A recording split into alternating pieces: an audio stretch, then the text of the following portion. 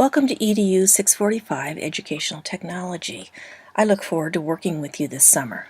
I'd like to give you a brief overview of our learning management system and how we will be using that in this course, and show you a few tricks to maybe make navigating the system a little bit easier.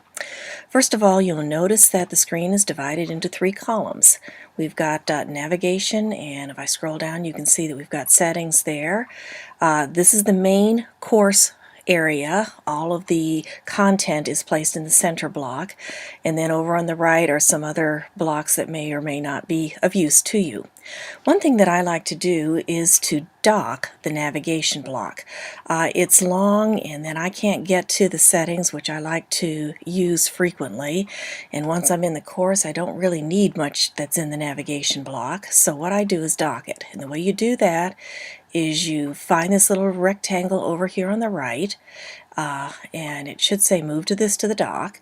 When I mouse over it, I click on that, and you notice that it is now over here on the right side. When I mouse over, I can then see everything that is in the navigation pane, so I have access to it at any time, but it gets it out of my way. And then I've got the settings right where they're very accessible. The one setting that you'll really want to look at from time to time would be under course administration. It says grades, and if you click on that you can get to the grade book, and you will see there a user report which shows your progress through the course. Obviously there are no grades. The grades would appear in this column here because we haven't done anything at this point. Gives you the range of points, and so you can compare how you're doing against the total points. We'll give you a percentage, and then some feedback comments will appear over here. You can go directly to an assignment by just clicking on it here. Check to see if you submitted, or if your grade isn't what you expect, you can check to see what might be wrong or missing or something. So that's how you can check your progress through the course. To get back, just follow the breadcrumbs and we'll click back on the course name, and we're back in the course. I'm going to dock these things over here on the right because I really don't need them.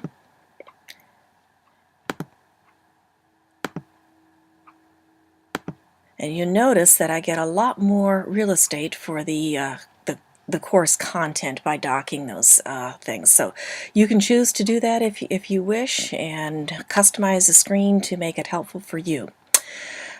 At the very top block we've got a news forum, and that's where I will post announcements. Those announcements will go to your email, directly to your email, but if you delete it or hadn't seen it in the email, you can check things out in the news forum. The help forum is where you can post questions. If you have a question about the course or don't understand how to do something, post a message in the help forum and I'll attempt to answer it, and if one of you sees it before I get to it, feel free to answer. We want to help each other out throughout the course.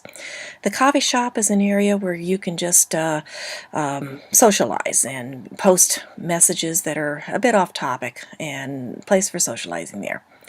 The next section are resources that we will use throughout the course.